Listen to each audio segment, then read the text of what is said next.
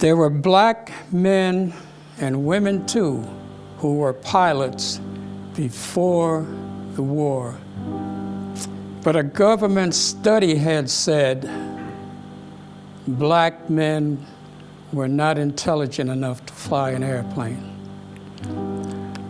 But at the same time now, the government was under pressure from the NAACP, the National Association for the Advancement of Colored People, other organizations, influential people, both black and white, who were pressuring the government to allow black men to train as pilots. There was so much pressure on them that the government says, okay, let's give it a try. We know it won't work, but let's give it a shot. And that shot developed into an all-black Army Corps flying squadron that later became known as the Tuskegee Airmen. When I went to radio class, the black guys who were going to be radio men, they went to school as a group, as a class, 25 or 30 guys at a time. But then in 1945, orders came through for one class of black airmen to attend radio school with a class of about 2,500 white airmen. That one class was composed of 5 airmen. That was the class that I was in.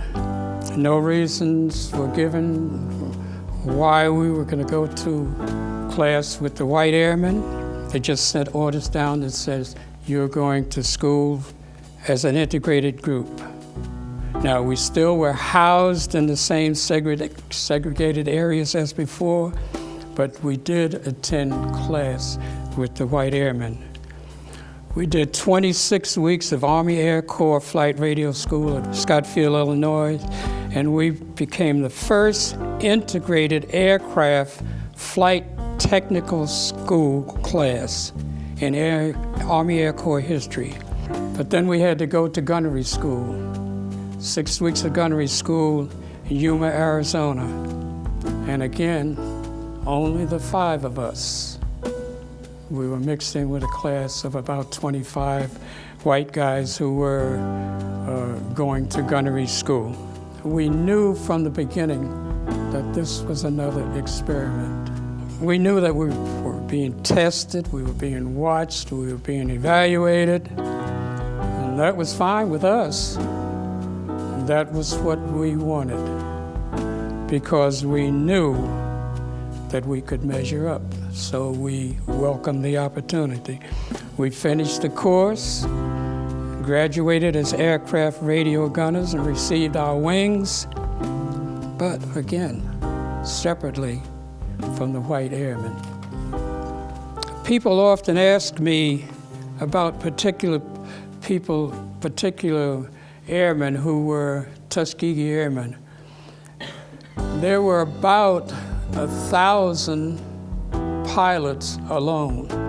Add on to that the people who were the support people, the radio men, the crew chiefs. There were a lot of Tuskegee Airmen. So that when somebody asked me if I knew such and such a thing, such and such a person, most times I don't know them. When they started the first class of pilots, that was in 1941 in July. And by early 1943, the squadron left for combat duty in North Africa. They flew support missions, destroying ammunition and fuel depots, destroying convoys of Italians and Germans. And at the same time, of course, they were dogfighting with the German airplanes. That was over North Africa and Sicily.